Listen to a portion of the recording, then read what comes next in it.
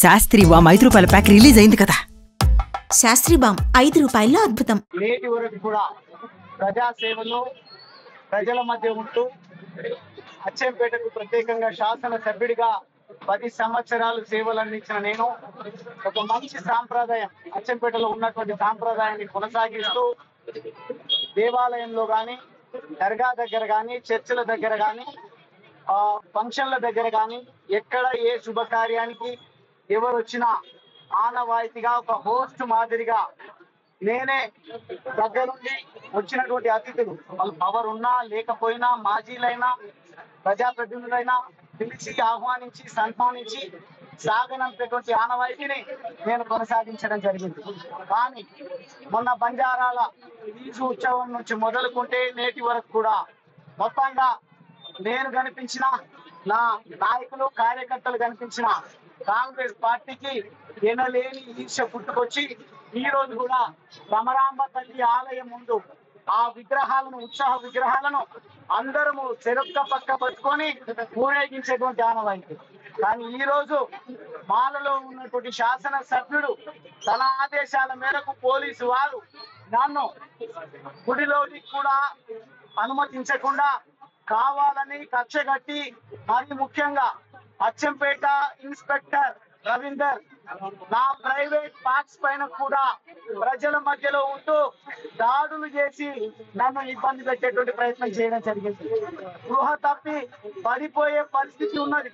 కానీ నా వెంబడి ఉన్నటువంటి నా నాయకులు, కార్యకర్తలు నాకు నీళ్లు తాగిపించి దేవుడి దర్శనం చేయించి ఈరోజు నన్ను సురక్షితంగా ఇక్కడి వరకు తీసుకురావడం జరిగింది.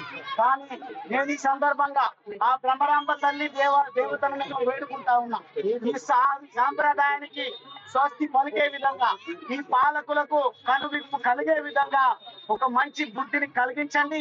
వాటికి ఆటంకం కలిగించే ప్రయత్నం చేసిన నా పోరాట ప్రతిమను కొనసాగిస్తా. ఖచ్చితంగా అందరి లోపల ధైర్యాన్ని నింపి సమానత్వాన్ని నెలకొల్పేటువంటి ప్రయత్నం చేస్తా. మరి ముఖ్యంగా మల్కపల్లికి సంబంధించినటువంటి గోపాల్ రెడ్డి అని కాంగ్రెస్ పార్టీ నాయకుడు, నువ్వెందురా మాదిగోడివి, ఇక్కడికి రావడానికి వీలు లేదు అని నా దగ్గరకు వచ్చి నన్ను మాట్లాడినంటే ఇక్కడ మాదిగా అనే ఒక ఆనవాయితీని కూడా తీసుకొస్తున్నట్టుగా చాలా స్పష్టమైతే అర్థమవుతా ఉంది.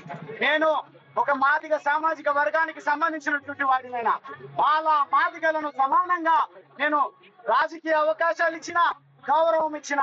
కానీ ఈరోజు వంశీకృష్ణ గారు ఇక్కడ ఉన్నటువంటి అధికారులను ఏరి కోరి మాల సామాజిక వర్గానికి సంబంధించినటువంటి ఈ రవీందర్ అనే ఇన్స్పెక్టర్ గతంలో అమరాబాద్ ఎస్ఐగా చేసినప్పటి నుంచి నన్నే లక్ష్యంగా చేసుకుని పనిచేయని వాళ్ళు ఏకమై ఈ రోజు నన్ను ఇంత ఇబ్బందులకు గురి చేసేటువంటి ప్రయత్నం, నా పైన దాడి చేసినటువంటి రవీందర్ ను వెంటనే ప్రభుత్వము కోర్టులు సుమోటోగా కూడా తీసుకొని సస్పెండ్ చేయాలి.